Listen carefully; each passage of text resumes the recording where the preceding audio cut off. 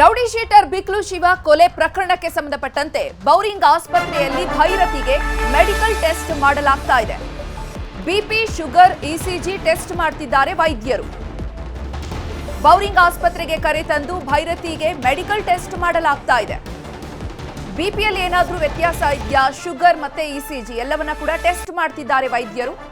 Medical checkup ಬಳಿಕ ಕೋರ್ಟ್ಗೆ ಭೈರತಿ ಬಸವರಾಜ್ ಅವರನ್ನ ಹಾಜರುಪಡಿಸಲಾಗುತ್ತೆ. ಜನಪ್ರತಿನಿಧಿಗಳ ಕೋರ್ಟ್ಗೆ ಕರೆತರ್ತಾರೆ ಸಿಐಡಿ ಅಧಿಕಾರಿಗಳು. ಕೋರ್ಟ್ನಲ್ಲಿ ಕಸ್ಟಡಿಗೆ ಕೇಳಲಿದ್ದಾರೆ ಸಿಐಡಿ ಪೊಲೀಸರು. ಮತ್ತಷ್ಟು ಇನ್ಫಾರ್ಮೇಶನ್ ಪಡ್ಕೋಬೇಕಿದೆ. ತನಿಖೆ ನಡೆಸುವಂತಹ ದೃಷ್ಟಿಯಿಂದಾಗಿ ಸಿಐಡಿ ಪೊಲೀಸರು ಕಸ್ಟಡಿಗೆ ತೆಗೆದುಕೊಳ್ತಾರೆ. ಕೋರ್ಟ್ಗೆ ಹಾಜರುಪಡಿಸಿದ ನಂತರ ನಮ್ಮ ಕಸ್ಟಡಿಗೆ ನೀಡಿ ಅಂತ ಕೋರ್ಟ್ನಲ್ಲಿ ಕೇಳ್ತಾರೆ. ರೌಡಿ ಶೀಟರ್ ಬಿಕ್ಲು ಶಿವ ಕೊಲೆ ಪ್ರಕರಣಕ್ಕೆ ಸಂಬಂಧಪಟ್ಟಂತೆ ಕಳೆದ 8 ತಿಂಗಳಿನಿಂದ ತಲೆಮರೆಸಿಕೊಂಡಿದ್ದಂತಹ ಭೈರತಿ ಬಸವರಾಜ್ ನಿನ್ನೆ 6:40 ಸುಮಾರಿಗೆ ಕೆಂಪೇಗೌಡ ಅಂತಾರಾಷ್ಟ್ರೀಯ ಏರ್ಪೋರ್ಟ್ಗೆ ಬಂದ್ರು. ಅಹಮದಾಬಾದ್ನಿಂದ ಬರ್ತಾ ಇದ್ದಂತೆ ಸಿಐಡಿ ಅಧಿಕಾರಿಗಳು ತಮ್ಮ ಕಸ್ಟಡಿಗೆ ತೆಗೆದುಕೊಂಡ್ರು. ನಂತರ ನಿನ್ನೆ ರಾತ್ರಿ ಪೂರ್ತಿ ಸಿಐಡಿ ಕಚೇರಿಯಲ್ಲೇ ಭೈರತಿ ಬಸವರಾಜನ್ನ ಉಳಿಸಿಕೊಳ್ಳಲಾಗಿತ್ತು. ವಿಚಾರಣೆಯನ್ನು ನಡೆಸಿದ್ರು. ಇವತ್ತು ಮೆಡಿಕಲ್ ಚೆಕಪ್ ಅನ್ನ ಮಾಡಲಾಗ್ತಾ ಇದೆ. ಬೌರಿಂಗ್ ಆಸ್ಪತ್ರೆಗೆ ಕರೆತಂದು ಬಿಪಿ, ಶುಗರ್, ಇಸಿಜಿ ಟೆಸ್ಟ್ ಮಾಡ್ತಿದ್ದಾರೆ.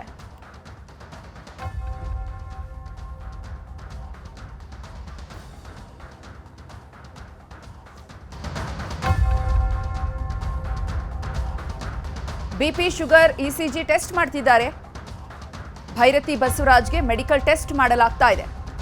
ಬಿಕ್ಲು ಶಿವ ಕೊಲೆ ಪ್ರಕರಣದಲ್ಲಿ ಭೈರತಿ ಬಸವರಾಜ್ A5 ಆರೋಪಿಯಾಗಿದ್ದಾರೆ. ಬಿಕ್ಲು ಶಿವನ ಪತ್ನಿ ನೀಡಿದಂತಹ ದೂರಿನ ಮೇಲೆ ವಿಚಾರಣೆಯನ್ನ ನಡೆಸಿದಂತಹ ಸಂದರ್ಭದಲ್ಲಿ ನನಗೂ ಮತ್ತು ಬಿಕ್ಲು ಶಿವನಿಗೂ ಯಾವುದೇ ರೀತಿ ಸಂಬಂಧ ಇಲ್ಲ ಅಂತ ಹೇಳಿ ಸಿಕ್ಕಿ ಬಿದ್ದಿದ್ರು. ಇನ್ನು ಈ ಬಗ್ಗೆ ಹೆಚ್ಚಿನ ಮಾಹಿತಿಯನ್ನ ನೀಡೋದಕ್ಕೆ ನಮ್ಮ ಪ್ರತಿನಿಧಿ ತಿಮ್ಮೇಗೌಡ ನೇರ ಸಂಪರ್ಕದಲ್ಲಿ ಜಾಯಿನ್ ಆಗ್ತಿದ್ದಾರೆ. ತಿಮ್ಮೇಗೌಡ, ಭೈರತಿ ಬಸವರಾಜ್ ಅವರನ್ನ ಮೆಡಿಕಲ್ ಟೆಸ್ಟ್ ಮಾಡಲಾಗ್ತಾ ಇದೆ. ಎಷ್ಟೊತ್ತಿಗೆ ಮೆಡಿಕಲ್ ಟೆಸ್ಟ್ ಮುಗಿಯುತ್ತೆ? ಯಾವಾಗ ಕೋರ್ಟ್ಗೆ ಹಾಜರುಪಡಿಸ್ತಾರೆ? ಕೆಲವೇ ಕ್ಷಣಗಳ ಹಿಂದಷ್ಟೇ ಭೈರತಿ ಬಸವರಾಜ್ ಅವ್ರನ್ನ ಶಿವಾಜಿನಗರದಲ್ಲಿರ್ತಕ್ಕಂಥ ಬೋರಿಂಗ್ ಆಸ್ಪತ್ರೆಗೆ ಮೆಡಿಕಲ್ ಚೆಕಪ್ಗೋಸ್ಕರ ಕರ್ಕೊಂಬಂದಿದ್ರು. ಈಗಷ್ಟೇ ಭೈರತಿ ಬಸವರಾಜ್ ಅವ್ರನ್ನ ಮೆಡಿಕಲ್ ಚೆಕಪ್ ಮುಗಿಸಿ ಇದೀಗ ಮತ್ತೆ ಸಿ ಐ ಡಿ ಕಚೇರಿ ಹತ್ತ ಕರೆದೊಯ್ದಿರ್ತಕ್ಕಂಥದ್ದು. ಯಾಕಂತ ಹೇಳಿದ್ರೆ ಬಿಕ್ಲು ಶಿವು ಕೊಲೆ ಪ್ರಕರಣದಲ್ಲಿ A5 ಆರೋಪಿಯಾಗಿರ್ತಕ್ಕಂಥ ಭೈರತಿ ಬಸವರಾಜ್ ಅವ್ರನ್ನ ನಿನ್ನೆಯಷ್ಟೇ ಪೊಲೀಸ್ನವರು ಕೆಂಪೇಗೌಡ ಏರ್ಪೋರ್ಟ್ನಲ್ಲಿ ಅರೆಸ್ಟ್ ಮಾಡಿದರು. ತಡರಾತ್ರಿ ಸುದೀರ್ಘ ವಿಚಾರಣೆಯನ್ನು ಕೂಡ ನಡೆಸಿದರು. ಇವತ್ತು 24 ಗಂಟೆಯೊಳಗಾಗಿ ನ್ಯಾಯಾಧೀಶರ ಮುಂದೆ ಹಾಜರುಪಡಿಸಬೇಕಾಗುತ್ತೆ. ಸೊ ಈ ಹಿನ್ನೆಲೆಯಲ್ಲಿ ನ್ಯಾಯಾಧೀಶರ ಮುಂದೆ ಹಾಜರುಪಡಿಸುವ ಮುನ್ನ ವೈದ್ಯಕೀಯ ತಪಾಸಣೆಯನ್ನು ನಡೆಸಬೇಕಾಗುತ್ತೆ. ಯಾಕಂತ ಹೇಳಿದ್ರೆ ಈಗಾಗಲೇ ಭೈರತಿ ಬಸವರಾಜ್ ಅವ್ರಿಗೆ ವಯೋಸಹಜವಾದಂಥ ಕೆಲವೊಂದು ಕಾಯಿಲೆಗಳಿರ್ತಕ್ಕಂಥ ಹಿನ್ನೆಲೆಯಲ್ಲಿ ವೈದ್ಯಕೀಯ ತಪಾಸಣೆಯನ್ನು ಏನಾದರೂ ನಡೆಸದೇ ಇದ್ದರೆ ಅದು ಜಾಮೀನನ್ನು ಪಡ್ಕೊಳ್ಳೋದಕ್ಕೂ ಕೂಡ ಅವಕಾಶ ಸಿಗ್ಬೋದು, ಅಂದರೆ ಅನುಕೂಲ ಆಗ್ಬೋದು. ಸೊ ಈ ಹಿನ್ನೆಲೆಯಲ್ಲಿ ಕಾನೂನು ರೀತಿಯ ಏನೆಲ್ಲ ಕ್ರಮಗಳನ್ನು ತೆಗೆದುಕೊಳ್ಬೇಕೋ ಆ ಒಂದು ಕ್ರಮಗಳನ್ನು ತೆಗೆದುಕೊಂಡಿರ್ತಕ್ಕಂಥ CID ಪೊಲೀಸರು ಇದೀಗ ಭೈರತಿ ಬಸವರಾಜ್ ಅವ್ರನ್ನ ಶಿವಾಜಿನಗರದಲ್ಲಿರ್ತಕ್ಕಂಥ ಬೋರಿಂಗ್ ಆಸ್ಪತ್ರೆಗೆ ಕರೆತಂದು ವೈದ್ಯಕೀಯ ತಪಾಸಣೆಗಳು ಅಂದರೆ ಇಸಿಜಿ, ಬಿಪಿ, ಶುಗರ್ ಈ ರೀತಿಯಾದಂಥ ಪ್ರಾಥಮಿಕ ವೈದ್ಯಕೀಯ ತಪಾಸಣೆಯನ್ನು ಮಾಡಿಸಿ ಇದೀಗ CID ಕಚೇರಿ ಹತ್ತ ಕರೆದೊಯ್ದಿದ್ದಾರೆ. CID ಕಚೇರಿಯಲ್ಲಿ ಮತ್ತೊಂದಷ್ಟು ವಿಚಾರಣೆಗಳನ್ನು ನಡೆಸಿ ಆ ಬಳಿಕ ನ್ಯಾಯಾಧೀಶರ ಮುಂದೆ ಹಾಜರುಪಡಿಸುತ್ತಾರೆ ಅನ್ನುವಂಥ ಒಂದು ಮಾಹಿತಿ ಸದ್ಯಕ್ಕೆ ನಮ್ಮ ನ್ಯೂಸ್ 18ಗೆ ಲಭ್ಯ ಆಗಿರುವಂಥದ್ದು. ಚೈತ್ರ, ಧನ್ಯವಾದ ಹೆಬ್ಬಾಕ ತಿಮ್ಮೇಗೌಡ ತಮ್ಮೆಲ್ಲ ಮಾಹಿತಿಗಾಗಿ. ಭೈರತಿ ಬಸವರಾಜ್ ಅವರನ್ನ ಮೆಡಿಕಲ್ ಚೆಕಪ್ ಮಾಡಲಾಗ್ತಾ ಇದೆ. ಶಾಸಕರಿಗೆ ಬೌರಿಂಗ್ ಆಸ್ಪತ್ರೆಯಲ್ಲಿ ಬಿಪಿ, ಶುಗರ್, ಇಸಿಜಿ ಎಲ್ಲವನ್ನ ಕೂಡ ಚೆಕಪ್ ಮಾಡ್ತಿದ್ದಾರೆ. ಯಾವುದಾದ್ರೂ ಎಮರ್ಜೆನ್ಸಿ ಇದೆಯಾ, ಅಂದರೆ ಆಸ್ಪತ್ರೆಯಲ್ಲೇ ಉಳಿಸಿಕೊಳ್ಳುವಂತಹ ಟ್ರೀಟ್ಮೆಂಟ್ ನೀಡುವಂತಹ ಅವಶ್ಯಕತೆ ಇದೆಯಾ, ಅಥವಾ ಅವರನ್ನ ವಿಚಾರಣೆಗೆ ಒಳಪಡಿಸೋದಕ್ಕೆ ಅವರು ದೃಢವಾಗಿ ಇದ್ದಾರಾ, ಎಲ್ಲವನ್ನ ಕೂಡ ಈಗ ಚೆಕಪ್ ಮಾಡ್ತಾರೆ. ಮೆಡಿಕಲ್ ರಿಪೋರ್ಟ್ ಎಲ್ಲ ಚೆಕಪ್ ಮಾಡಿ ನಂತರ ಕೋರ್ಟ್ಗೆ ಹಾಜರುಪಡಿಸಲಾಗುತ್ತೆ. ರೌಡಿ ಶೀಟರ್ ಬಿಕ್ಲು ಶಿವ ಕೊಲೆ ಪ್ರಕರಣದಲ್ಲಿ 2025 ಜುಲೈ 15ರಂದು ನಡೆದಂತಹ ಕೊಲೆ ಪ್ರಕರಣದಲ್ಲಿ A5 ಆರೋಪಿಯಾಗಿದ್ದಾರೆ ಬಿಜೆಪಿ ಶಾಸಕ ಭೈರತಿ ಬಸವರಾಜ್. ಮೆಡಿಕಲ್ ಚೆಕಪ್ ಮಾಡಲಾಗ್ತಾ ಇದೆ. ಇವಾಗ ಬೌರಿಂಗ್ ಆಸ್ಪತ್ರೆಗೆ ಇವತ್ತು ಕರೆತಂದು ಚೆಕಪ್ ಮಾಡ್ತಿದ್ದಾರೆ. ನಿನ್ನೆ ರಾತ್ರಿ ಅಹಮದಾಬಾದ್ನಿಂದ ಬಂದು CID ಅಧಿಕಾರಿಗಳ ಮುಂದೆ ಸರೆಂಡರ್ ಆಗಲಿಕ್ಕೆ ಬರ್ತಾ ಇದ್ದಂತಹ ಸಂದರ್ಭದಲ್ಲಿನೇ ಕೆಂಪೇಗೌಡ ಅಂತಾರಾಷ್ಟ್ರೀಯ ವಿಮಾನ ನಿಲ್ದಾಣದಲ್ಲಿ CID ಅಧಿಕಾರಿಗಳು ಮೊದಲೇ ಬೀಡು ಬಿಟ್ಟಿದ್ದು ಮಧ್ಯಾಹ್ನದಿಂದಲೇ ಸಂಜೆ ಬರ್ತಾ ಇದ್ದಂತೆ ತಮ್ಮ ಕಸ್ಟಡಿಗೆ ತೆಗೆದುಕೊಂಡ್ರು. ಸದ್ಯಕ್ಕೆ ಸಿಐಡಿ ಆಫೀಸ್ನಲ್ಲೇ ನಿನ್ನೆ ಉಳ್ಕೊಂಡಿದ್ರು. ಪ್ರಾಥಮಿಕ ಮಾಹಿತಿಯನ್ನೆಲ್ಲವನ್ನ ಕೂಡ ಕಲೆ ಹಾಕಿದ್ದಾರೆ. ಎಲ್ಲಿ ಉಳ್ಕೊಂಡಿದ್ರು, ಇವ್ರಿಗೆ ಯಾರು ಆಸರೆಯನ್ನ ನೀಡಿದ್ರು, ಎಲ್ಲವನ್ನ ಸಿಐಡಿ ಅಧಿಕಾರಿಗಳು ನಿನ್ನೆ ರಾತ್ರಿ ಮಾಹಿತಿಯನ್ನ ಪಡ್ಕೊಂಡಿದ್ದಾರೆ. ಇಷ್ಟು ದಿನ ಏನಕ್ಕೆ ಕಾನೂನಿನ ಒಂದು ನಿಯಮಗಳಿಗೆ ಒಳಪಡದೆ ತಲೆಮರೆಸ್ಕೊಂಡಿದ್ದೇನಕ್ಕೆ? ಹೊರ ರಾಜ್ಯದಲ್ಲಿ ಇದ್ರಾ ಅಥವಾ ಹೊರದೇಶಕ್ಕೆ ಹೋಗಿದ್ರಾ? ಎಲ್ಲ ರೀತಿಯ ತನಿಖೆ ನಿನ್ನೆ ರಾತ್ರಿ ಮೇಲ್ವಿಚಾರಣೆಯನ್ನು ನಡೆಸಲಾಗಿದೆ. ಯಾಕಂತಂದ್ರೆ ಕಳೆದ 8 ತಿಂಗಳಿನಿಂದ ಕೂಡ ಕಾನೂನಿನ ಪ್ರಕ್ರಿಯೆಗೆ ಒಳಪಡದೆ ಹೈಕೋರ್ಟ್ಗೆ ನಿರೀಕ್ಷಣಾ ಜಾಮೀನನ್ನ ಕೋರಿ ಅರ್ಜಿಯನ್ನ ಸಲ್ಲಿಸಿದ್ರು. ಅಲ್ಲೂ ಕೂಡ ಜಾಮೀನು ಅರ್ಜಿ ವಜಾ ಆಗುತ್ತೆ. ನಂತರ ಸುಪ್ರೀಂ ಕೋರ್ಟ್ಗೆ ಅರ್ಜಿಯನ್ನು ಸಲ್ಲಿಸಿದಂಥ ಸಂದರ್ಭದಲ್ಲಿ ಅಲ್ಲಿ ಕೂಡ ವಜಾ ಆದಂಥ ಸಂದರ್ಭದಲ್ಲಿ ಅವ್ರಿಗೆ ಲುಕ್ಔಟ್ ನೋಟಿಸ್ ಅನ್ನ ಹೊರಡಿಸಲಾಗಿತ್ತು. ಹೀಗಾಗಿ ಸರೆಂಡರ್ ಆಗಲೇಬೇಕಾದಂಥ ಅನಿವಾರ್ಯತೆ ಇತ್ತು. ಹಾಗಾಗಿ ಬಂದಿದ್ದಾರೆ. ಈಗ ಸಿಐಡಿ ಕಸ್ಟಡಿಯಲ್ಲೇ ಇದ್ದಾರೆ. ಇನ್ನು ಈ ಬಗ್ಗೆ ಹೆಚ್ಚಿನ ಮಾಹಿತಿಯನ್ನು ನೀಡೋದಕ್ಕೆ ನಮ್ಮ ಪ್ರತಿನಿಧಿ ಮಾದೇಶ್ ದೂರವಾಣಿ ಸಂಪರ್ಕದಲ್ಲಿದ್ದಾರೆ. ಮಾದೇಶ್, ಭೈರತಿ ಬಸವರಾಜ್ ಅವರಿಗೆ ಮೆಡಿಕಲ್ ಚೆಕಪ್ ಮಾಡಲಾಗ್ತಾ ಇದೆ. ಯಾವೆಲ್ಲ ಚೆಕಪ್ಗಳಾಗಿದೆ? ಎಷ್ಟೊತ್ತಿಗೆ ಮುಗಿಯುತ್ತೆ? ಯಾವಾಗ ಕೋರ್ಟ್ಗೆ ಹಾಜರುಪಡಿಸ್ತಾರೆ? ಚೈತ್ರ, ಈಗಾಗಲೇ ಭೈರತಿ ಬಸವರಾಜ್ ಅವ್ರನ್ನ ಮೆಡಿಕಲ್ ಚೆಕಪ್ಗೆ ಅಂತ ಹೇಳಿ ಬೌರಿಂಗ್ ಆಸ್ಪತ್ರೆಗೆ ಕರೆದುಕೊಂಡು ಬರಲಾಗಿದೆ. ಅಲ್ಲಿ ಅವರ ಆರೋಗ್ಯದ ಪರಿಸ್ಥಿತಿಯನ್ನು ನೋಡ್ತಾರೆ. ಅಂದ್ರೆ BP, ಶುಗರ್ ಅಂತ ಸೇರಿ ಪ್ರಾಥಮಿಕವಾಗಿ ಅವರು ವಿಚಾರಣೆಯನ್ನ ಎದುರಿಸೋದಕ್ಕೆ ತಯಾರಿದ್ದಾರೆ. ಅನ್ನೋದಕ್ಕೆ ಸಂಬಂಧಪಟ್ಟಂತೆ ಡಾಕ್ಟರ್ ಅವರನ್ನ ಪರಿಶೀಲನೆ ಮಾಡುವಂತ ಕೆಲಸವನ್ನು ಮಾಡಲಾಗುತ್ತೆ. ಕೆಲವು ಹೊತ್ತಲ್ಲಿ ಮೆಡಿಕಲ್ ಚೆಕಪ್ ಕೂಡ ಮುಗಿಯುತ್ತೆ. ಅದಾದ್ಮೇಲೆ ನೇರವಾಗಿ ಪ್ರೆಸಿಡೆಂಟ್ ಕೋರ್ಟ್ಗೆ ಕರೆದುಕೊಂಡು ಅವರನ್ನ ಹೋಗುವಂತ ಕೆಲಸವನ್ನು ಮಾಡಲಾಗುತ್ತೆ. ಅಲ್ಲಿ ನ್ಯಾಯಾಧೀಶರ ಮುಂದೆ ಹಾಜರುಪಡಿಸಿ ಅವರನ್ನ ಕಚೇರಿಗೆ ಕೇಳುವಂತ ಕೆಲಸವನ್ನ ಸಿಐಡಿ ತನಿಖೆ ತಂಡ ಮಾಡುತ್ತೆ. ಯಾಕಂದ್ರೆ ಈ ಒಂದು ಪ್ರಕರಣದಲ್ಲಿ ಇವರ ವಿರುದ್ಧ ಪ್ರಬಲ ಸಾಕ್ಷ್ಯಗಳಿದೆ. ಆ ಒಂದು ಸಾಕ್ಷ್ಯಗಳಿಗೆ ಸಂಬಂಧಪಟ್ಟಂತೆ ಅವರನ್ನ ವಿಚಾರಣೆ ಮಾಡುವಂತ ಕೆಲಸವನ್ನ ಮಾಡಬೇಕಾಗಿದೆ. ಯಾಕಂದ್ರೆ ಈ ಒಂದು ವಿಶೇಷ ಕೊಲೆ ಪ್ರಕರಣದಲ್ಲಿ ಇವರೇ ಪ್ರಮುಖ ಆರೋಪಿಗಳಾಗಿದ್ದಾರೆ. ಇವರು ಪ್ರಕರಣವಾಗಿದ್ದಾರೆ ಅಂತ ಆರೋಪ ಇದೆ. ಜೊತೆಗೆ ಇವರ ಜೊತೆ ಮತ್ತೊಂದು ಆರೋಪಿಯನ್ನು ಕೂಡ ಅವರನ್ನ ಈಗಾಗಲೇ ನ್ಯಾಯಾಲಯಕ್ಕೂ ಕೂಡ ಹಾಜರಿಸಿ ವಿಚಾರ ಮಾಡಲಾಗಿದೆ. ಮತ್ತೆ ಆರೋಪಿ ಜಗದೀಶ್ ಆಗಿರ್ಬೋದು ಮತ್ತೆ ಭೈರತಿ ಬಸವರಾಜ್ ಕೂಡ ಸಾಕಷ್ಟು ಕಾಂಟ್ಯಾಕ್ಟ್ ಇತ್ತು ಅನ್ನೋದು ತನಿಖೆಗಳೇ ಗೊತ್ತಾಗಿದೆ. ಅದರ ಬಗ್ಗೆ ನಾವು ಕ್ಲಾರಿಫಿಕೇಶನ್ ಅನ್ನ ಪಡಿಬೇಕು, ತನಿಖೆಯನ್ನ ಮಾಡಬೇಕು ಅನ್ನೋ ರೀತಿಯಲ್ಲಿ ಅವರನ್ನ ವಹಿಸಬೇಕಾಗಿದೆ. ಹೀಗಾಗಿ ಅವರನ್ನ ಕಸ್ಟಡಿಗೆ ನೀಡುವಂತೆ ನ್ಯಾಯಾಧೀಶರ ಬಳಿ ಸಿಐಡಿ ಅಧಿಕಾರಿಗಳು, ತನಿಖಾಧಿಕಾರಿ ACP ಗೌತಮ್ ಕುಮಾರ್ ಅವರು, DSP ಗೌತಮ್ ಕುಮಾರ್ ಅವರು ಮನವಿ ಮಾಡುವಂತ ಕೆಲಸವನ್ನು ಮಾಡ್ತಾರೆ.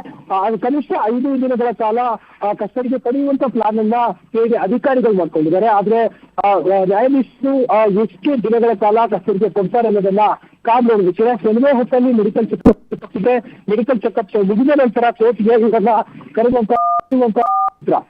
ಮಾದೇಶ್, ಇನ್ನು ಭೈರತಿ ಬಸವರಾಜ್ ಅವರನ್ನ ಕೋರ್ಟಿಗೆ ಹಾಜರುಪಡಿಸಿದ ನಂತರ ಭೈರತಿ ಬಸವರಾಜ್ ಅವರಿಗೆ ನೆಕ್ಸ್ಟ್ ಮುಂದಿನ ಕಾನೂನು ಆಯ್ಕೆಗಳು ಯಾವ ರೀತಿ ಇದೆ? ಚೈತ್ರ, ಈ ಒಂದು ಪ್ರಕರಣದಲ್ಲಿ ಈಗಾಗಲೇ 20 ಜನ ಆರೋಪಿಗಳನ್ನ ಬಂಧನ ಮಾಡುವಂತ ಕೆಲಸವನ್ನು ಮಾಡಲಾಗಿದೆ. 18 ಜನ ಆರೋಪಿಗಳು ಕೂಡ ಈಗ ಹರಪನಗರ ಜೈಲಿನಲ್ಲಿದ್ದಾರೆ. ಈಗ ಇವರಿಬ್ಬರು ಆರೋಪಿಗಳು ಸೇರಿ 20 ಜನ ಆರೋಪಿಗಳಾಗ್ತಾರೆ. ಈ ಒಂದು ಪ್ರಕರಣಕ್ಕೆ ಸಂಬಂಧಪಟ್ಟಂತೆ ಸಿಐಡಿ ಕಸ್ಟಡಿಯನ್ನ ಎದುರಿಸುವಂತ ಕೆಲಸವನ್ನ ಭೈರತಿ ಬಸವರಾಜ್ ಅವರು ಮಾಡಬೇಕಾಗುತ್ತೆ. ಇಲ್ಲಿವರೆಗೂ ಕೂಡ ಒಂದು ಬಾರಿಯೂ ಕೂಡ ಸಿಐಡಿ ಅಧಿಕಾರಿಗಳು ಭೈರತಿ ಬಸವರಾಜ್ ಅವರನ್ನ ವಿಚಾರಣೆ ಮಾಡಿರಲಿಲ್ಲ. ಇವರ ವಿರುದ್ಧದ ತನಿಖೆ ಮಾತ್ರ ಬಾಕಿ ಇತ್ತು. ಹೀಗಾಗಿ ಸದ್ಯಕ್ಕೆ ಇವರನ್ನ ಅರೆಸ್ಟ್ ಮಾಡಿ ಕಸ್ಟಡಿಗೆ ಕೇಳುವಂತ ಕೆಲಸ ಮಾಡಿದ್ದಾರೆ. ಕಸ್ಟಡಿ ಮುಗಿದ ನಂತರ ಅವರನ್ನ ಮತ್ತೆ ಅಗತ್ಯ ಇದ್ರೆ ಮತ್ತೆ ಕಸ್ಟಡಿಗೆ ಕೇಳುವಂತ ಕೆಲಸವನ್ನ ಸಿಐಡಿ ಅಧಿಕಾರಿಗಳು ಮಾಡ್ತಾರೆ. ಒಂದು ವೇಳೆ ಅಂದ್ರೆ ವಿಚಾರಣೆ ವೇಳೆ ಇವರು ನೀಟಾಗಿ ಸಹಕರಿಸಿ ತನಿಖೆಗೆ ಸಹಕರಿಸಿದ್ರೆ ಮತ್ತೆ ಅವರನ್ನ ಕಸ್ಟಡಿಗೆ ಪಡೆಯುವಂತ ಅವಕಾಶ ಇರೋದಿಲ್ಲ. ಒಂದು ವೇಳೆ ಇವರು ತನಿಖೆಯಲ್ಲಿ ಸಹಕರಿಸಿಲ್ಲ ಇದ್ರೆ ಮತ್ತೊಮ್ಮೆ ಅವರನ್ನ ಕೋರ್ಟ್ಗೆ ಹಾಜರುಪಡಿಸಿ ಕಸ್ಟಡಿಗೆ ಮುಗಿದ ನಂತರ ಮತ್ತೊಮ್ಮೆ ಕಸ್ಟಡಿಗೆ ಪಡೆಯುವಂತ ಸಾಧ್ಯತೆ ಇದೆ. ಒಂದು ವೇಳೆ ಕಸ್ಟಡಿಗೆ ಮುಗಿದ ನಂತರ ಸೀದಾ ಹರಪನಗರ ಜೈಲಿಗೆ ಬಹುತೇಕ ಒಪ್ಪಿಸುವಂತ ಸಾಧ್ಯತೆ ಇರುತ್ತೆ. ಹೀಗಾಗಿ ಅದಾದ್ಮೇಲೆ ಕೆಲ ತಿಂಗಳ ನಂತರ ಇವರು ಮತ್ತೆ ಲೋಯರ್ ಕೋರ್ಟ್ ಇಂದ ಜಾಮೀನು ಅರ್ಜಿಯನ್ನ ಸಲ್ಲಿಸೋದಕ್ಕೆ ಅವಕಾಶ ಇರುತ್ತೆ. ಆದ್ರೆ ಅಲ್ಲಿವರೆಗೂ ಕೂಡ ಇವರು ಏನು ಕಾನೂನು ಪ್ರೊಸೀಜರ್ಗಳಿದೆ, ಬೇಸಿಕ್ ಪ್ರೊಸೀಜರ್ ಇದೆ, ಅದನ್ನ ಎದುರಿಸಲೇ ಬೇಕಾದಂತ ಅನಿವಾರ್ಯತೆ ಸದ್ಯಕ್ಕೆ ಬಸವರಾಜ್ ಅವರಿಗಿದೆ. ಸದ್ಯಕ್ಕೆ ಅವರನ್ನ ಮೆಡಿಕಲ್ ಟೆಸ್ಟ್ ಮಾಡಲಾಗ್ತಿದೆ. ಪ್ರಕರಣದಲ್ಲಿ ಪ್ರಮುಖ ಸಾಕ್ಷ್ಯಗಳು ಅವರ ವಿರುದ್ಧ ಪತ್ತೆಯಾಗಿದೆ. ಹಾಗೆ ಸಂಪರ್ಕದಲ್ಲಿರಿ ಮಾದೇಶ್, ಮತ್ತೊಮ್ಮೆ ನಿಮ್ಮನ್ನು ಸಂಪರ್ಕಿಸ್ತೀವಿ. ಜನಪ್ರತಿನಿಧಿಗಳ ಕೋರ್ಟ್ಗೆ ಸಿಐಡಿ ಪೊಲೀಸರು ಭೈರತಿ ಬಸವರಾಜ್ ಅವರನ್ನ ಕರೆ ತಂದಿದ್ದಾರೆ. ಸಿಐಡಿ ಪೊಲೀಸರು ಕೋರ್ಟ್ಗೆ ಹಾಜರುಪಡಿಸಿದ್ದಾರೆ. ಕಸ್ಟಡಿಗೆ ಕೇಳಲಿದ್ದಾರೆ ಸಿಐಡಿ ಪೊಲೀಸರು. ಜನಪ್ರತಿನಿಧಿಗಳ ಕೋರ್ಟ್ಗೆ ಭೈರತಿ ಬಸವರಾಜ್ ಅವರನ್ನ ಕರೆ ತಂದಿದ್ದಾರೆ.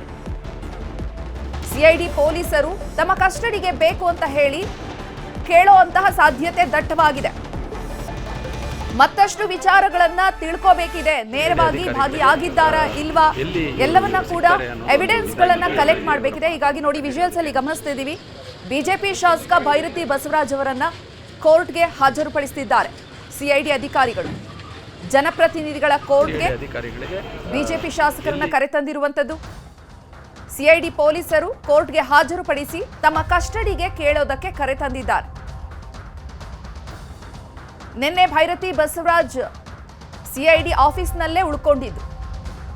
ಮೇಲ್ವಿಚಾರಣೆಯನ್ನ ಕೂಡ ನಡೆಸಲಾಗಿತ್ತು. ಪ್ರಾಥಮಿಕ ಮಾಹಿತಿಯನ್ನ ಕಲೆಕ್ಟ್ ಮಾಡಿಕೊಂಡಿದ್ದಾರೆ.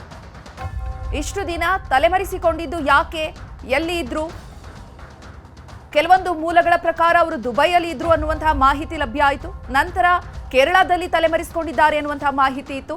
ಆದರೆ ಅವರು ನಿನ್ನೆ ಬಂದಿದ್ದು ಅಹಮದಾಬಾದ್ನಿಂದ ನೇರವಾಗಿ ಬೆಂಗಳೂರಿಗೆ ಬಂದಿದ್ರು. ಮಾದೇಶ್, ಈ ಬಗ್ಗೆ ಮಾತನಾಡ್ತಾ ಇದ್ವಿ. ಕೋರ್ಟ್ಗೆ, ಜನಪ್ರತಿನಿಧಿಗಳ ಕೋರ್ಟ್ಗೆ ಭೈರತಿ ಬಸವರಾಜ್ ಅವರನ್ನ ಕರೆತಂದಿರುವಂತದ್ದು, ಏನೆಲ್ಲ ಅಪ್ಡೇಟ್ಸ್ ಸಿಗ್ತಾ ಇದೆ? ಚೈತ್ರ ಸದಸ್ಯ ಅವರನ್ನ ನ್ಯಾಯಾಧೀಶರಿಂದ ಹಾಜರುಪಡಿಸುವಂತ ಕೆಲಸವನ್ನ ಸಿಐಡಿ ಅಧಿಕಾರಿಗಳು ಮಾಡಿದ್ದಾರೆ. ಈಗಾಗಲೇ ರಿಮೈಂಡ್ ಅಪ್ಲಿಕೇಶನ್ ಕೂಡ ಸಲ್ಲಿಕೆ ಮಾಡುವಂತ ಕೆಲಸವನ್ನು ಮಾಡ್ತಾರೆ. ಅಂದ್ರೆ ಇವರನ್ನ ಯಾಕೆ ಕಸ್ಟಡಿಗೆ ಪಡಿಬೇಕು, ಪ್ರಮುಖ ಅಂಶಗಳು ಏನಿದಾವೆ, ತನಿಖೆ ವೇಳೆ ಇವರ ವಿರುದ್ಧ ಯಾವೆಲ್ಲ ಸಾಕ್ಷಿಗಳು ಪತ್ತೆಯಾಗಿದ್ದಾವೆ ಅನ್ನೋದನ್ನ ಮೆನ್ಷನ್ ಮಾಡಿ ಆ ಒಂದು ರಿಮೈಂಡ್ ಅಪ್ಲಿಕೇಶನ್ ಅನ್ನ ಸಬ್ಮಿಟ್ ಮಾಡುವಂತ ಕೆಲಸವನ್ನ ಸರ್ಕಾರಿ ಪರ ವಕೀಲರು ಮಾಡ್ತಾರೆ, SPP ಅವರು ಮಾಡ್ತಾರೆ. ಅದಾದ್ಮೇಲೆ ಯಾಕೆ ಅವರನ್ನ ಕಸ್ಟಡಿಗೆ ಪಡಿಬೇಕು ಅನ್ನುವಂಥದ್ದು, ಜೊತೆಗೆ ನ್ಯಾಯಾಧೀಶರು ಕೂಡ ಅವರನ್ನ ಭೈರತಿ ಬಸವರಾಜ್ ಒಂದಷ್ಟು ಪ್ರಶ್ನೆ ಮಾಡುವಂತ ಸಾಧ್ಯತೆ ಇದೆ. ಅಂದ್ರೆ ನಿಮ್ಗೇನಾದ್ರೂ ಅಧಿಕಾರಿಗಳು ತೊಂದರೆ ಪತ್ರ ಅಥವಾ ಅರೆಸ್ಟ್ ಆಗಿರುವಂತ ವಿಚಾರವನ್ನ ನಿಮ್ಮ ಫ್ಯಾಮಿಲಿಗೆ ತಿಳಿಸಿದ ಅನ್ನುವಂತ ಒಂದಷ್ಟು ಪ್ರಾಥಮಿಕ ಪ್ರಶ್ನೆಗಳನ್ನು ಕೂಡ ಜೋಡಿಸಿ ಮಾಡ್ತಾರೆ. ಅದಾದ್ಮೇಲೆ ಯಾವ ಕಾರಣಕ್ಕೆ ಸಿಐಡಿ ಅಧಿಕಾರಿಗಳು ಕಸ್ಟಡಿಗೆ ಕೇಳ್ತಿದ್ದಾರೆ ಅನ್ನೋದನ್ನ ನೋಡಿ ಅವರ ಅಗತ್ಯ ಇದ್ರೆ ಅವರನ್ನ ಕಸ್ಟಡಿಗೆ ಕೊಡ್ತಾರೆ. ಈಗಾಗಲೇ ಅವರನ್ನ ತೀರಾ ವಿಚಾರಣೆ ಮಾಡಬೇಕಾಗಿದೆ. ತನಿಖಾ ಅಂತ ಅವರ ವಿರುದ್ಧದ ತನಿಖಾ ಅಂತ ಪಾಸ್ ಇರೋದ್ರಿಂದ ಅವರನ್ನ ಕಸ್ಟಡಿಗೆ ಪಡೆಯಲೇಬೇಕಾದಂತ ಅನಿವಾರ್ಯತೆ ಸಿಐಡಿ ಅಧಿಕಾರಿಗಳಿಗಿದೆ. ಹೀಗಾಗಿ ಪ್ರಮುಖ ಅಂಶಗಳನ್ನ ಉಲ್ಲೇಖ ಮಾಡಿದ್ದಾರೆ. ಇವರ ವಿರುದ್ಧ ಒಂದಷ್ಟು ಪ್ರಬಲ ಸಾಕ್ಷ್ಯಗಳಿದ್ದಾವೆ. ಅಂದ್ರೆ ಸಿಐಡಿ ಅಧಿಕಾರಿಗಳಿಗೆ ಅವರ ಬಿಸಿಸಿ ಅವರ ಕುಟುಂಬಸ್ಥರು ಒಂದು ಆಡಿಯೋವನ್ನು ಕೂಡ ಕೊಟ್ಟಿದ್ರು ಅನ್ನುವಂಥದ್ದು ಕೂಡ ತನಿಖೆಗಳ ಗೊತ್ತಾಗಿತ್ತು. ಹೀಗಾಗಿ ಆ ಒಂದು ಆಡಿಯೋದಲ್ಲಿ ಪ್ರಮುಖ ಸಾಕ್ಷ್ಯ ಇದೆ ಇವ್ರ ವಿರುದ್ಧ. ಹೀಗಾಗಿ ಅದರ ಬಗ್ಗೆ ಕ್ಲಾರಿಫಿಕೇಶನ್ ಪಡೆಯುವಂತ ನಿಟ್ಟಿನಲ್ಲಿ ಇವರ ವಿರುದ್ಧದ ತನಿಖೆ ಭಾಗವಾಗಿ ಹಲವು ಕ್ರಮಗಳನ್ನು ಕೈಗೊಳ್ಳಬೇಕಾಗಿದೆ, ಹಲವು ತನಿಖೆ ಪ್ರಕ್ರಿಯೆಗಳನ್ನ ಮುಗಿಸಬೇಕಾಗುತ್ತೆ. ಹೀಗಾಗಿ ಕಸ್ಟಡಿಗೆ ಕೇಳುವಂತ ಕೆಲಸವನ್ನ ಸಿಐಡಿ ತನಿಖಾ ತಂಡ ಮಾಡ್ತಿದೆ. ಈಗ ಏನ್ ಮಾಡ್ತಾರೆ ಅನ್ನೋದನ್ನ ಕಾದು ಜೈಲಿಗೆ ಎಷ್ಟು ದಿನಗಳ ಕಾಲ ಕಸ್ಟಡಿಗೆ ಕೊಡ್ತಾರೆ ಅನ್ನೋದನ್ನ ನೋಡ್ಬೇಕು. ತನಿಖೆ ಸುಮಾರು 5 ದಿನಗಳ ಕಾಲ ಆದ್ರೂ ಅವರನ್ನ ವಿಚಾರಣೆ ಮಾಡಿ ಅವರಿಂದ ಹೇಳಿಕೆಗಳನ್ನ ದಾಖಲಿಸಿಕೊಳ್ಳುವಂತ ಒಂದು ತಯಾರಿಯಲ್ಲಿ ಸದ್ಯಕ್ಕೆ ಸಿಐಡಿ ಅಧಿಕಾರಿಗಳಿದ್ದಾರೆ. ಜೈಲಿಗೆ ಎಷ್ಟು ದಿನಗಳ ಕಾಲ ಕಸ್ಟಡಿಗೆ ಕೊಡ್ತಾರೆ ಅನ್ನೋದನ್ನ ಕಾದು ನೋಡ್ಬೇಕಿದೆ. ಚೈತ್ರ, ಮಾದೇಶ್, ಯಾವಾಗ ಬಿಕ್ಲು ಶಿವನ್ ಕೊಲೆ ಆಯ್ತು ಆ ಸಂದರ್ಭದಲ್ಲಿ ತನಿಖೆಯನ್ನ ನಡೆಸ್ತಾ ಇದ್ದಂತಹ ಸಂದರ್ಭದಲ್ಲಿ ಈ ಜಗ್ಗನಿಗೂ ಮತ್ತು ಬಿಕ್ಲು ಶಿವನಿಗೂ ನನಗೂ ಸಂಬಂಧವೇ ಇಲ್ಲ ಅಂತ ಯಾವಾಗ ಹೇಳಿದ್ರು, ಅದೇ ಒಂದು ರೀತಿ ಭೈರತಿ ಬಸವರಾಜ್ ಅವರಿಗೆ ಜಾಮೀನು ಸಿಗ್ಲಿಕ್ಕೆ, ಅಂದ್ರೆ ಸಿಗದೆ ಇರೋದಕ್ಕೆ ಕಾರಣ ಆಯ್ತಾ ಅಂತ? ಆರೋಪಿತ ಏನು ಹೇಳ್ತಾರೆ ಅನ್ನೋದು ತಿಳ್ಕೊಳ್ಳಿ. ಒಂದು ಪ್ರಕರಣದ ತನಿಖೆ ವೇಳೆ ಯಾವೆಲ್ಲ ಸಾಕ್ಷ್ಯಗಳು ಸಿಗುತ್ತೆ ಅನ್ನೋದು ತುಂಬಾ ಇಂಪಾರ್ಟೆಂಟ್ ಆಗಿರುತ್ತೆ. ಯಾಕಂದ್ರೆ ಭಾರತೀಯ ನಗರ ಪೊಲೀಸರು ಈ ಮುಂಚೆ ಅವರನ್ನ ವಿಚಾರಣೆ ಮಾಡುವಂತ ಕೆಲಸವನ್ನು ಮಾಡಿರ್ತಾರೆ.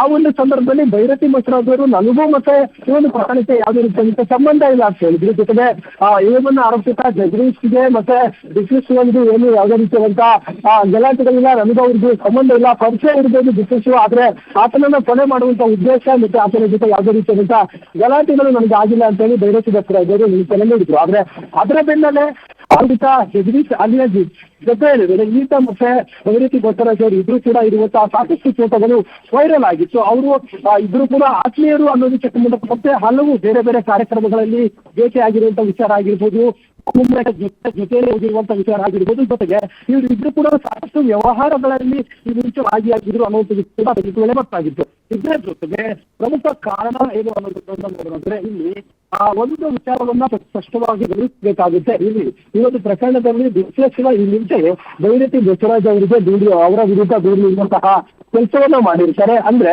ಭೈರತಿ ಬಸವರಾಜ್ ಅವರು ನನ್ನ ವಿರುದ್ಧ ಕೊಲೆ ಚಿಂತನೆ ಮಾಡಿಸಿರ್ಬೋದು ಅನ್ನುವಂತ ಆರೋಪದ ಮೇಲೆ ನಾವು ದೂರನ್ನ ನಿಲ್ಲಿಸಿದ್ದೇವೆ, ನನಗೆ ಜೀವದ ಇದೆ ವಿಶ್ಲೇಷಿಯ ಅಂತ ಹೇಳಿ ವಿಶ್ಲೇಷಿಯ ಈ ಮುಂಚೆ ಕಮಿಷನರ್ಗೆ ನೇರವಾಗಿ ದೂರು ನೀಡುವಂತಹ ಕೆಲಸವನ್ನ ಮಾಡಿರ್ತಾರೆ. ಹೀಗಾಗಿ ಆ ಒಂದು ನಿಟ್ಟಿನಲ್ಲಿ ಅದಕ್ಕೆ ಪೂರಕವಾದ ಒಂದಷ್ಟು ಸಾಕ್ಷ್ಯಗಳನ್ನು ಕೂಡ ಕಲೆ ಹಾಕುವಂತ ಕೆಲಸವನ್ನ ಸಿಐಡಿ ಅಧಿಕಾರಿಗಳು ಮಾಡಿದ್ದಾರೆ. ಅವರ ವಿರುದ್ಧ ಸಾಕ್ಷ್ಯಗಳ ಬಗ್ಗೆ ಹೈಕೋರ್ಟ್ಗೂ ಕೂಡ ಈಗಾಗಲೇ ಸಿಐಡಿ ತನಿಖಾ ತಂಡ ತಿಳಿಸುವಂತ ಕೆಲಸವನ್ನು ಮಾಡಿದೆ. ಆ ಒಂದು ಪ್ರಬಲ ಸಾಕ್ಷಿಗಳು ಅಂದ್ರೆ ಆರೋಪಿಗಳೆಲ್ಲರೂ ಕೂಡ A1 ಜಗದೀಶ್ ಇದ್ದಾನೆ, ಮತ್ತೆ ಬೇರೆ ಬೇರೆ ಆರೋಪಿಗಳ ಜೊತೆ ಭೈರತಿ ಬಸವರಾಜ್ ಅವರು ಸತತ ಕಾಂಟ್ಯಾಕ್ಟ್ ಇರುವಂತ ವಿಚಾರ ಆಗಿರ್ಬೋದು, ಮತ್ತೆ ಕೊಲೆ ನಡೆಯೋದಕ್ಕೂ ಮುಂಚೆ ಇವರು ಎಲ್ಲೆಲ್ಲಿ ಭೇಟಿ ಆಗಿದ್ರು, ಮತ್ತೆ ಎಲ್ಲೆಲ್ಲಿ ಕರೆಗಳನ್ನ ಮಾತನಾಡಿದ್ರು ಅನ್ನೋದಕ್ಕೆ ಸಂಬಂಧಪಟ್ಟಂತೆ ಒಂದಷ್ಟು ಟೆಕ್ನಿಕಲ್ ಎವಿಡೆನ್ಸ್ ಗಳನ್ನ ಈಗಾಗಲೇ ಕಲೆ ಹಾಕುವಂತ ಕೆಲಸವನ್ನ ಸಿಐಡಿ ಅಧಿಕಾರಿಗಳು ಮಾಡಿದ್ರು. ಹೀಗಾಗಿ ಆ ಒಂದು ಸರ್ಕಮ್ಟೆನ್ಸ್ ಎವಿಡೆನ್ಸ್ ಗಳನ್ನ ಗಮನಿಸುವಂತ ಸಂದರ್ಭದಲ್ಲಿ ಇವರ ಪಾತ್ರ ವಿಕ್ಲಶಿವ ಕೊಲೆಯಲ್ಲಿ ಇದೆ ಅನ್ನುವಂಥದ್ದು ಮೇಲ್ನೋಟಕ್ಕೆ ಕಂಡು ಬಂದಿದೆ. ಹೀಗಾಗಿ ಇವೆಲ್ಲ ವಿಚಾರಗಳನ್ನ ಗಮನಿಸಿ ಕೋರ್ಟ್ ಅವರ ಬೇಲನ್ನ ಹೈಕೋರ್ಟ್ ರಿಜೆಕ್ಟ್ ಮಾಡುವಂತ ಕೆಲಸವನ್ನು ಮಾಡಿತ್ತು. ಯಾಕಂದ್ರೆ ಪ್ರಮುಖ ಸಾಕ್ಷಿಗಳು ಅಂತ ಏನ್ ಕರೀತಾರೆ ಅವೆಲ್ಲವೂ ಗಮನಿಸಿ ಅವರ ಬೇಲನ್ನ ರಿಜೆಕ್ಟ್ ಮಾಡಿತ್ತು. ಹೀಗಾಗಿ ಅವರು ತನಿಖೆಯನ್ನ ಎದುರಿಸಲೇಬೇಕಾಗಿರುವಂತಹ ಅನಿವಾರ್ಯತೆ ಇದೆ. ಅವರ ವಿರುದ್ಧ ಇರುವಂತಹ ಸಾಕ್ಷ್ಯಗಳಿಗೆ ಏನೆಲ್ಲ ಕ್ಲಾರಿಫಿಕೇಶನ್ ಅನ್ನ ಅವರು ಕೊಡ್ತಾರೆ ಅನ್ನೋದನ್ನ ಕಾದು ನೋಡಬೇಕಿದೆ. ಧನ್ಯವಾದ ಮಹೇಶ್ ತಮ್ಮೆಲ್ಲ ಮಾಹಿತಿಗಾಗಿ. ಸೀತಾ ನದಿಯಲ್ಲಿ ಮರಳುಗಾರಿಕೆಗೆ ಅನುಮತಿ, ಜಿಲ್ಲಾಡಳಿತದ ಈ ಒಂದು ಕ್ರಮಕ್ಕೆ ಸ್ಥಳೀಯರು ಆಕ್ರೋಶವನ್ನು ವ್ಯಕ್ತಪಡಿಸಿದ್ದಾರೆ. ಸೀತಾ ನದಿಯಲ್ಲಿ ಮರಳುಗಾರಿಕೆಗೆ ಯಾಕೆ ಅನುಮತಿ ಕೊಟ್ರಿ ಅಂತ ಹೇಳಿ ಈಗ ಜಿಲ್ಲಾಡಳಿತದ ಒಂದು ಕ್ರಮವನ್ನ ಪ್ರಶ್ನಿಸಿ ವಿರೋಧಿಸಿ ಸ್ಥಳೀಯರು ಆಕ್ರೋಶವನ್ನು ವ್ಯಕ್ತಪಡಿಸುತ್ತಿದ್ದಾರೆ. ಹುಬ್ಬಳ್ಳಿಯ ದಿಲ್ಲೆ ಬ್ರಹ್ಮಾವರದಲ್ಲಿರುವಂತಹ ಸೀತಾ ನದಿ, ಈ ಸೀತಾ ನದಿಯಲ್ಲೇ ಮರಳುಗಾರಿಕೆಗೆ ಅನುಮತಿಯನ್ನ ಕೊಡಲಾಗಿದೆ. ಈ ಭಾಗದ ಕೃಷಿಕರಿಗೆ ಜೀವನಾಡಿಯಾಗಿದೆ ಈ ಸೀತಾ ನದಿ. ಇಲ್ಲಿ ಸಾಂಪ್ರದಾಯಿಕವಾಗಿ ಮರಳುಗಾರಿಕೆಗೆ ಅನುಮತಿಯನ್ನ ನೀಡಿದ್ದಾರೆ. ರೈತರ ಹಿತವನ್ನ ಕಡೆಗಣಿಸಲಾಗಿದೆ ಅಂತ ರೈತರು ಸ್ಥಳೀಯರು ಆಕ್ರೋಶವನ್ನು ವ್ಯಕ್ತಪಡಿಸುತ್ತಿದ್ದಾರೆ. ಯಂತ್ರಗಳನ್ನ ಬಳಸದೆ ಮರಳು ತೆಗೆಯೋದಕ್ಕೆ ಅನುಮತಿಯನ್ನ ನೀಡಿದ್ದಾರೆ. ಅಂದ್ರೆ ಈ ನಾಡ ದೋಣಿಗಳಿರುತ್ತಲ್ಲ, ಈ ದೋಣಿಗಳ ಮೂಲಕ ಸೀತಾ ನದಿಯಿಂದ ಮರಳನ್ನ ಹೊರತೆಗೆಯೋದಕ್ಕೆ ಅನುಮತಿಯನ್ನ ನೀಡಿರುವಂಥದ್ದು. ನೂರಾರು ದೋಣಿಗಳ ಮೂಲಕ ಮರಳುಗಾರಿಕೆಯ ದಂಧೆ ನಡೀತಾ ಇದೆ. ಅವೈಜ್ಞಾನಿಕವಾಗಿ ಮರಳು ಗಣಿಗಾರಿಕೆಯನ್ನು ಮಾಡ್ತಿದ್ದಾರೆ, ಅಕ್ರಮ ಅಂತ ಅಲ್ಲಿನ ಸ್ಥಳೀಯರು ಆರೋಪವನ್ನ ಮಾಡ್ತಿದ್ದಾರೆ. ಇದರಿಂದಾಗಿ ಕೃಷಿಕರಿಗೆ ಧಕ್ಕೆ ಆಗುತ್ತೆ ಅನ್ನುವಂತಹ ರೀತಿಯಲ್ಲಿ ಕೃಷಿಕರು ಕೂಡ ಈಗ ಆಕ್ರೋಶವನ್ನ ವ್ಯಕ್ತಪಡಿಸ್ತಾ ಇರುವಂಥದ್ದು.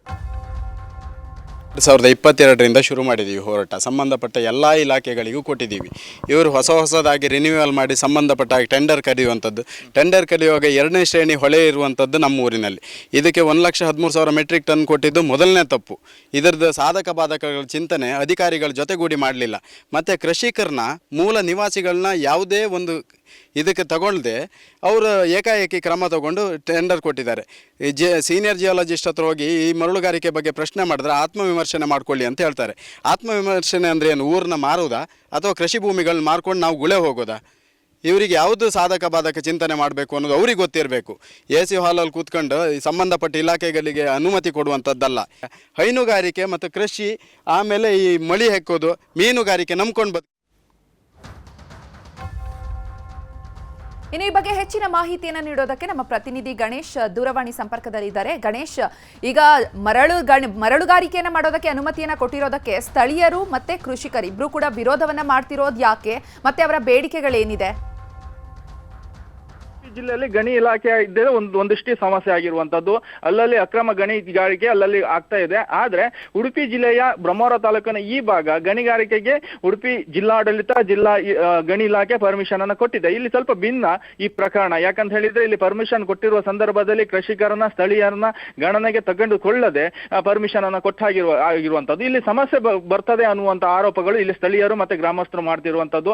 1,50,000 ಮೆಟ್ರಿಕ್ ಟನ್ ಏನು ಗಣಿಗಾರಿಕೆಗೆ ಮರಳು ತೆಗಿಲಿಕ್ಕೆ ಇಲ್ಲಿ ಅವಕಾಶ ಕೊಟ್ಟಿದ್ರೆ ಸೀತಾ ನದಿಯ ಕವಲು ನದಿ ಆಗ್ತದೆ. ಇದು ಅಷ್ಟು ಸಾಮರ್ಥ್ಯದ ಮರಳು ಇಲ್ಲ. ಮರಳು ಇದ್ರೂ ಸಹ ಅಷ್ಟು ವ್ಯಾಪಕವಾಗಿ ಮರಳುಗಾರಿಕೆಯನ್ನ ಮಾಡಿದ್ರೆ ಆ ನದಿಯ ಇಕ್ಕೆಗಳ ದಂಡೆಗಳು ಕುಸಿಯುತ್ತದೆ, ಉಪ್ಪು ನೀರಿನ ಸಮಸ್ಯೆ ಬರ್ತದೆ. ಹಾಗೆ ಸರ್ಕಾರಿಯ ಕುಡಿಯ ನೀರು ಬಾವಿ ಸಹ ಇದೆ ಸರ್ಕಾರದ್ದು, ಅದು ಕೂಡ ನದಿಗೆ ಆಹುತಿ ಆಗ್ತದೆ. ಹಾಗೆ ಇನ್ನಿತರ ಕಾರಣಗಳನ್ನ ಹಿಡಿದು ಗ್ರಾಮಸ್ಥರು ವಿರೋಧವನ್ನ ಮಾಡಿರುವಂತದ್ದು. ಈಗಾಗಲೇ ಅನೇಕ ಆ ನಿಟ್ಟಿನಲ್ಲಿ ಒಂದಿಷ್ಟು ಸರ್ಕಾರಿ ಇಲಾಖೆಗೆ ಹೋಗುವಂತ ಕೆಲಸಗಳು ಕೂಡ ಮಾಡಿರುವಂತದ್ದು.